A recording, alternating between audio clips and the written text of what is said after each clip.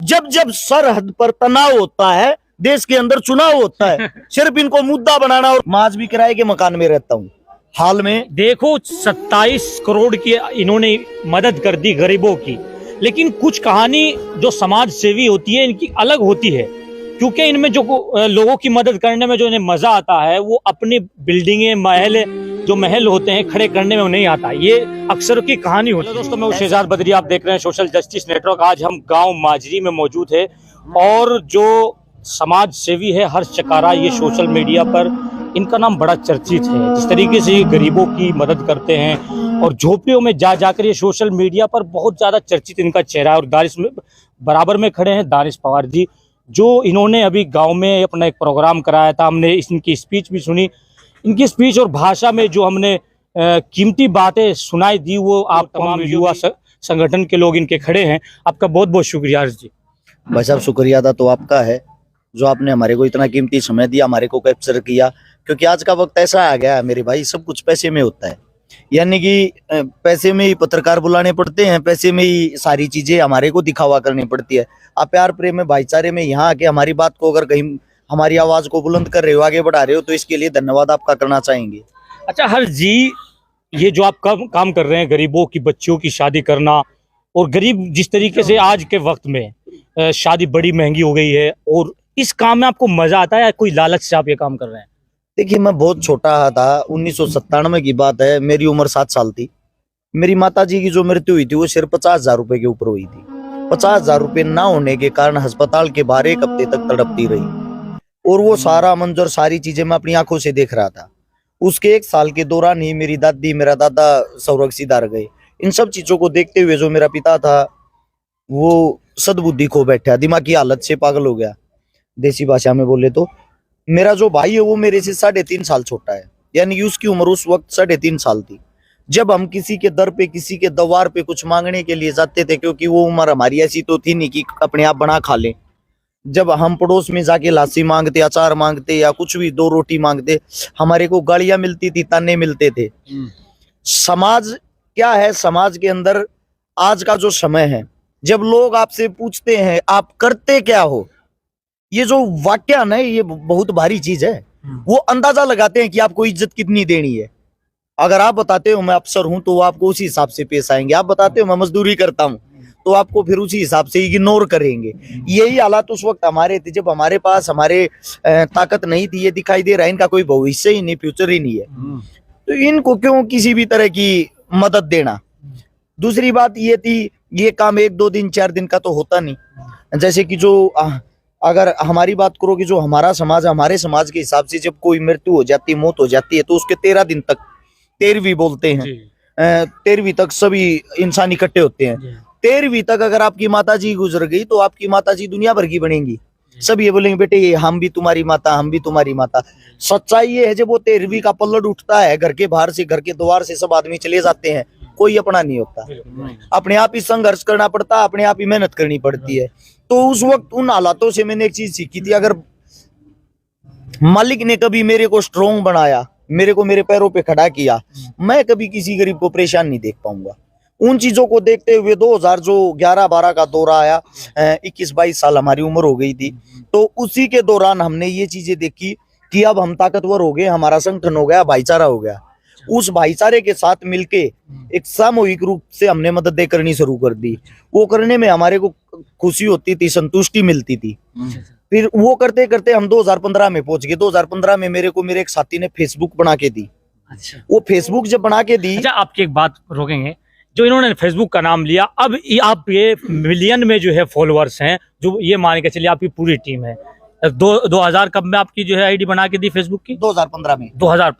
2015 में फेसबुक की आईडी बना के दी। 2016 में हमारे हरियाणा में चला था जाट आरक्षण। उसके दौरान सोशल मीडिया पे वीडियो का ऑप्शन आया था। सबसे पहले वीडियो मैंने डाली थी, मैंने लोगों को बताया था आप खाली फोटो नहीं वीडियो भी डाल सकते हो। उसी वक्त लाइव का ऑप्शन आया था 2016 में। फिर हमने पहली मदद मैंने की, एक कोई किसान था जिसके दोनों हाथ यहाँ से कट गए थे करंट के कारण। उसकी 6-7 खाली बेटियां थी, गरीब परिवार से था।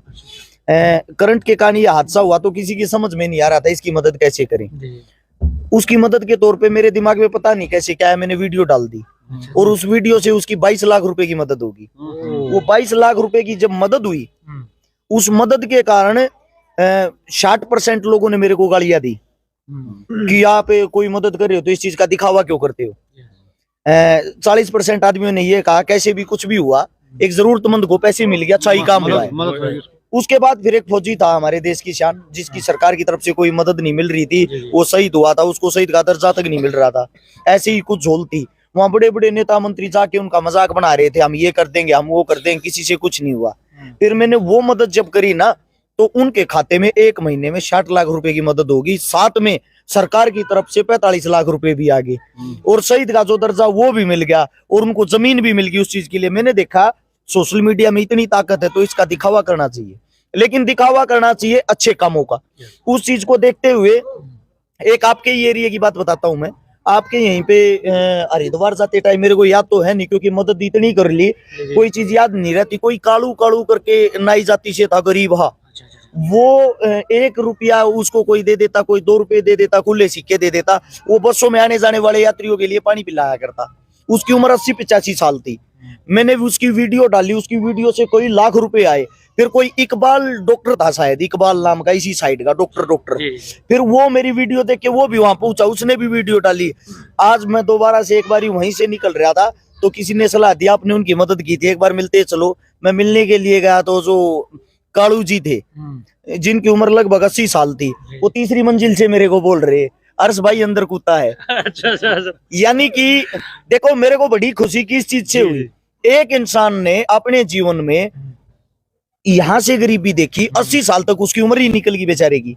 80 साल में जाके इत्तेफाक से, पता नहीं मेरे दिमाग में क्या है, मेरे को देखा, मेरे को बड़ा दुख हुआ, दर्द हुआ, इस उम्र में एक इंसान इतना दुखी। मैंने उसकी मदद कर दी, मदद से वो पॉपुलर हो गया, पॉपुलर होके उसके बच्चों की भी मदद होगी, उसके बच्चों का इलाज भी हो गया। घर में ही तड़प रहे थे, खाने के लिए 2 वक्त की रोटी नहीं थी, और वो कहां से कहां पहुंच गया। वो जहां पहुंचा हुआ था उससे मेरे को बहुत ज्यादा खुशी हुई। और एक और सच्चाई बताता हूँ मैं आपको, मैं आज भी किराए के मकान में रहता हूँ। आज भी सर, मैं आपको बता दूं, मैं सरकार को हर महीने मंथली जो टैक्स होता है जो अपने काम का, लगभग मैं 3 से 3.5 लाख रुपए देता हूँ। अब मेरी कमाई का अंदाजा आप लगा सकते हो, 3-3.5 लाख रुपए उनको देता हूँ तो 2 रुपए कमाता हूँगा। और इतना रुपया कमाने के बाद भी मैं 100 गज का मकान तक नहीं ले पा रहा हूँ, तो पैसा लगता क्या है। आपके ऊपर तो एफआईआर दर्ज कर रहे हैं कुछ जो है युवा लोग जो होते हैं, ये क्या वजह होती है? जो एक युवा आता है, आपकी बहुत कम उम्र है, आपके ऊपर हमने देखा आपकी साइड पर सोशल मीडिया की, आपके ऊपर एफआईआर दर्ज कर देते हैं झूठी, ये क्या वजह है? हिंदुस्तान के अंदर एक पार्टी है जो आजकल राज कर रही, जिसका नाम भारतीय जुमला पार्टी। अच्छा। वो क्या करते हैं, वो जुमलेबाज लोग, उन्होंने मेरे को कम से कम 20 बार ऑफर दे दिया, हमारा झंडा उठा लो, हमारा डंडा उठा लो। हमने कहा जब तक दम रहेगा, जब तक हमारे अंदर सांसें रहेगी, हम ये झंडा डंडा नहीं उठाएंगे। उसकी सजा ये है। उसकी सजा क्या है? वो कोशिश कर रहे हैं मेरे को घेरने की। कम से कम 7 तो मेरे घर अभी अभी रेड पड़ी थी, अलग अलग दवाइयों पे रेड, इनकम टैक्स की रेड, जीएसटी विभाग की रेड, बिजली वालों की रेड, मीटर लगा हुआ है, मीटर पाट लेके कि आपका बिल कम आता है, सरकार के आदेश है, दूसरा लगाएंगे। अच्छा, बिन बोले 1.5 लाख रुपए का वो देंगे कि आपने तार लगा रखे थे। मगा भाई बता दो किस चीज के लगा रखे थे? बोले वो सरकार से पूछना। अभी कल केस लगा रखा था मेरे पे, कल ही की बात है। मैंने किसी को जाति सूचक शब्द बोले हैं, इस चीज पे SC/ST एक्ट लगवा दिया। मैं गया कल, मैं वहां गया, कम से कम आप जैसे जो मेरे मित्र बंधु हो, 50 पत्रकार साथी पहुंच गए। दिखाओ भाई वो जहां इसने किसी को जाति सूचक शब्द बोले हैं। बोले वो हमारे पास नहीं। आपके पास नहीं है तो आपने केस दर्ज कैसे कर दिया? उस आदमी को बुलाओ, उस आदमी के पास कॉल कर रहे हैं, आ जाओ भाई, आमने सामने हो लो, यहीं पे आया हुआ ये जाति सूचक शब्द कहाँ बोल रखे? बोले वो हम अभी प्रूफ नहीं कर पाते, कहाँ बोल रखा कहानी, इसको अंदर कर दो, बाद में दिखा देंगे। इससे पहले अभी एक केस और लगाया जिसमें कल जमानत होनी थी लेकिन हो नहीं पाई। मेरे पे केस लगा रखा, मैंने किसी का प्लॉट कब्जाया है। अच्छा। सोनीपत के अंदर दानिश भाई वहीं रहता है, जो हमारा एरिया वो थोड़ा क्राइम का एरिया है सोनीपत। जो मेरे पे केस लगा रखा है उसमें ये मैंने किसी का प्लॉट कब्जाया है और किसी को 5 लाख रुपए फिरौती मांगी है प्लॉट कब्जाने वाले पे। 16-17 मेरे साथ हथियार वाले थे, 20 मेरे साथ गुंडे थे और मैंने बहन बेटियों के साथ बदतमीजी की, उनके घर में ही जाके मारपीट की। अब इत्तेफाक देखना एक चीज का, इतना बड़ा केस होने के बाद एसपी साहब ने शिकायत दर्ज नहीं की उनकी, वे गए सीधा सीएम के पास। सीएम को ना हमारे खट्टर साहब, उसने वहां से सीएम साहब वैसे तो मेरे को जानता नहीं मैं कौन हूँ, और सीधा अखबार में क्या खबर देता है, ये हर्ष चिकारा एक बहुत ही बड़ा गुंडा है, मेरे पे एक भी केस दर्ज नहीं है, आज तक कोई क्रिमिनल रिकॉर्ड नहीं है मेरा, ये बहुत बड़ा गुंडा, इतना बड़ा गुंडा है, इसके शहर के एसपी साहब ने इसके खिलाफ एफआईआर दर्ज नहीं की। अच्छा, अब मेरे खिलाफ वहां से एफआईआर दर्ज हो जाती सीधी सीएम हाउस से, वो एफआईआर दर्ज होगी, मैं जाता हूँ एसएचओ साहब के पास, मैं एसएचओ साहब से पूछता हूँ, साहब मेरे को वो तो बता दो प्लॉट कहाँ है जो मैंने कब्जाया है, वह जगह कौन सी मेरे को पता तो हो, कम से कम मेरे को तो ये पता होना चाहिए यह जगह कब्जाई है मैंने, और वह वीडियो फुटेज कुछ तो होगा जहां मैं गुंडे लेके गया था, मेरे साथ वे बंदूक वाले थे, ऐसी कोई रिकॉर्डिंग भी तो होगी जिसमें मैंने 5 लाख रुपए मांगे हैं, कोई तो सबूत तथ्य हो। एसएचओ साहब बोले हर्ष भाई सरकार का दबाव, हमने ये लिखना था, बाकी पता हमारे को भी नहीं। मतलब कहानी ये है कि अगर कोई युवा ऊपर आता है समाज का काम करने के लिए, उसको कहीं ना कहीं जो ताकतवर लोग हैं नीचे दबाने की कोशिश करते हैं, वही आपके साथ हो रहा है। क्योंकि आपकी में हम कल जो पूरी डिटेल निकाली, आप बेकसूर साबित हुए, हर केस आपके ऊपर जो है झूठे थे, वो सब आपने दिखाया लाइव करके। जी जी। लेकिन एक चीज का सवाल यहाँ होता है कि जिस तरीके से आप देखा है, शायद पहली दफा आप इधर यूपी में प्रोग्राम में अटेंड कर रहे हैं या और भी कोई प्रोग्राम आपने अटेंड किया? आपके एरिया में थोड़ा आगे चल के 13 साल की बच्ची का 3 साल पहले बलात्कार हुआ था, जो गूंगी बहरी थी, जिसको जला के मार दिया था, जिसकी एफआईआर तक नहीं लिखी गई थी, काफी चर्चित बड़ा मामला हुआ था। वो चमार जाति से थी, वो हमारी बहन गुड़िया, उसकी कहीं सुनवाई नहीं हो रही थी, उसकी यहाँ आके मैं मदद करके गया था, कोई लाखों रुपए उसके खाते में आए थे। लाखों रुपए आने के बाद मैंने उनको ये बोला था सीधा हाईकोर्ट का वकील करो और इनकी ऐसी तैसी करवाओ, तो क्योंकि आदमी जब पैसे से मजबूत होगा सब चीजों से लड़ना सीख जाएगा। और 1 हफ्ते के अंदर उसकी एफआईआर दर्ज करवा के गया था। यहाँ से अभी भाई बता रहा था, दानिश भाई हरिद्वार गए थे, हरिद्वार भी गुड़िया की शादी करवा के आए थे। यहाँ पे पीछे मैं आपको अभी मदद बता रहा हूँ, इससे पहले वाला एक पुल था, शायद पुल से वो करनाल रोड जाता है जो, उस पे भी अभी प्रोग्राम में आए थे, 6 महीने पहले की बात है। अच्छा दानिश भाई, एक आपको अच्छे कैडर के तौर पे मिले हैं, क्योंकि जो है अगर आप देखेंगे इनके अक्सर जो पोस्ट थी, इन्होंने जो तैयारियां की, इनको आप कैसे मिले और इन्होंने पहली जो समस्या रखी वो किस बात की रखी? इनके अंदर कोई खास बात थी जो गांव के गरीब लोगों के आपसे बात रखी इन लोगों ने? ऐसा है सर, जैसे आप लोगों ने किताबें पढ़ी है, ऐसे हम इंसान पढ़ लेते हैं। इंसान की आंखें, इंसान के हाव भाव, इंसान की बातें सब कुछ बयां कर देती उसके अंदर क्या है। आप कितना भी बनने की कोशिश कर लो, आप जमाने से छुप नहीं सकते। जो आपके अंदर अच्छाई या बुराई होगी वो बाहर निकल के जरूर आएगी। हमने पुलवामा के शहीदों को श्रद्धांजलि देने के लिए एक बहुत बड़ा आंदोलन करवाया, वो दंगल करवाया था भारत केसरी का। मेरी और भाई की उसके अंदर मुलाकात हुई थी। हमारी जो मुलाकात हुई, दानिश भाई को मैं जानता नहीं था, और दानिश भाई वहां सबसे पहले बढ़ चढ़ के हर एक काम कर रहा था। साथ में रक्तदान शिविर भी लगवाया था जहां भाई ने रक्तदान किया था। उसके साथ के साथ जो काम छोटे बच्चे करते हैं एक देखभाल का, वो सारे के सारे काम ये कर रहा था। फिर मैंने भाई से पूछा आप कहाँ से हो, फिर हमारी बातें हुई, वार्तालाप हुई। फिर कई दफा ऐसा हुआ कि हम मदद करने गए, भाई जैसे कि पहुंच तो नहीं पाए, लेकिन भाई का सहयोग हर चीज में रहा, चाहे वो 500 रुपए का हो चाहे 1100 रुपए का हो। बूंद बूंद से सागर भरता हूँ, 500-1100 से वो 27 करोड़ रुपए इकट्ठे हुए, आपकी जेब से, आपकी जेब से, हमारी जेब से।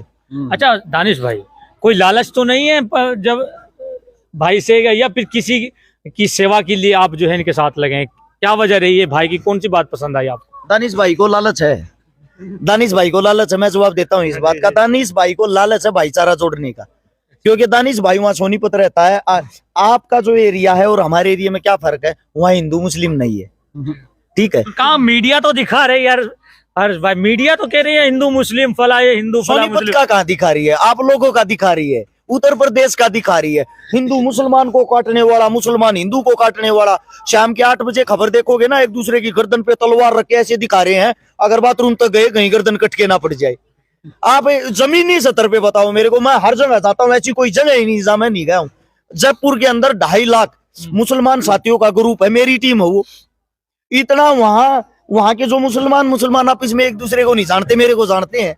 फिर ऐसे युवा भी तो सामने आते हैं ना, फिर हिंदू मुस्लिम पे होता क्या? ये लोग जानते नहीं या टीवी की बात को मैं बताता हूँ क्या होता है। टीवी वालों को इतनी घूस दी गई है कि जहां भी हिंदू मुसलमान दिखाई दो वहां बाल की खाल बना दो, उसको पीस के इतना जबरदस्त तरीके से पेश कर दो, जब तक उसकी सच्चाई सामने आए, उसको लोगों को उसके बाद की जो चीजें हैं गलत सही का पता लगे, तब तक तो आतंक मच जाए।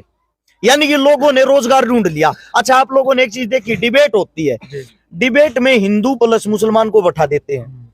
वे दोनों ऐसे होते हैं, दोनों साइड के मूर्ख है। मुसलमान तो उस हिंदू को गालियां देगा, उसकी कमियां बताएगा, हिंदू उस मुसलमान को गालियां देगा। क्या आज तक एक भी डिबेट के अंदर उन दोनों की तरफ से किसी ने भाईचारा जोड़ने की कोशिश की? क्या आपने कभी ये देखा है उन दोनों ने कभी शिक्षा, स्वास्थ्य, रोजगार के ऊपर चर्चा की हो? नहीं की ना। हमारा देश जा कहा रहा है? हमारे देश में क्या दो ही मुद्दे हैं, हिंदू मुस्लिम, किसी की किसी के साथ लड़ाई नहीं। देखो एक बात देखो आप, हिंदुस्तान जिस वक्त गुलाम था, इंडिया गेट के ऊपर आप जाना, मैं कहता हूं पर्सनली तौर पे एक बार जाना, वहां पे नाम पढ़ने शुरू करना, शहीदों के नाम लिखे हुए ऊपर से नीचे तक, वहां आपको हिंदू का भी नाम दिखाई देगा, मुसलमान का भी नाम दिखाई देगा। तो आप ये बताओ, ये जो देश है, ये देश हम सब से मिलके ही तो बना होगा। दूसरी बात, जिन मुसलमानों को ये कहते हैं मुसलमानों ने हमारे पे आक्रमण किया, मुसलमानों ने हमारे को धोखा दिया, मुसलमानों ने हमारे साथ ये किया, वो मुसलमान हमारा था ही नहीं। आप लोगों को पता है मुगल कहां से आए थे? बाहर से आए थे। बाहर से आके हमारे पे उन्होंने अपना हक जताया, बाहर से आके उन्होंने हमारे पे क्रूरता की। आपको नहीं पता हो तो यहाँ के सच्चे मुसलमान ने, एक भी मुसलमान ने उन मुगलों को अपनी बेटी तक नहीं दी, क्योंकि उनको बाहर का मुसलमान मानते थे, वो हमारे थे ही नहीं। तो आप गलत किनको कह रहे हो? गलत उनको कहो ना जो आपके आका थे, जो बाहर देश से आए थे आपके ऊपर। उससे पहले अभी मैं जो बातें बता रहा था, तैमूर जो एक मंगोलिक शासक था, जो चंगेज खान का वंशज था, वो यहाँ आता, यहाँ के क्रूरता मचाता है, सब कुछ तोड़ फोड़ करता है। वो हमारा मुसलमान कहां से हो गया? हमारा मुसलमान वो मुसलमान है जो हिंदुस्तान के लिए लड़ा है, हिंदुस्तान के लिए जिया है, हिंदुस्तान के लिए मरा है और आज भी हिंदुस्तान के लिए जीता है। हिंदुस्तान जो सरजमी है, अगर उसके आप बॉर्डर पे जाओगे, मैं अभी गया था, मैं चाइना बॉर्डर पे गया, देख तो ले यार चाइना कितना अंदर घुस रहा, कैसे झगड़ा। फौजी भाई पता क्या बोल रहे थे? हर्ष भाई टीवी देखते रहो, यहाँ कुछ नहीं है ऐसा, कोई गुलामी, कोई झगड़ा, कोई वो नहीं। बीच में व्हाइट कलर का एक टेंट बना रखा था, जहां हर रोज डेली शाम को डिबेट होती है, हिंदुस्तानियों की, चीनियों की, बैठ के वहां मुलाकात होती है। वहां से ये बताया जाता है उनको कि ऊपर से आदेश है दिल्ली से, आप लोगों ने गर्मा गर्मी का माहौल बनाना है क्योंकि चुनाव आ गया। मैं आपसे पूछता हूँ, वो पाकिस्तान अब इस वक्त कोई भी गोला क्यों नहीं फेंक रहा, कोई भी हमला क्यों नहीं कर रहा? भैया जी चुनाव नहीं है,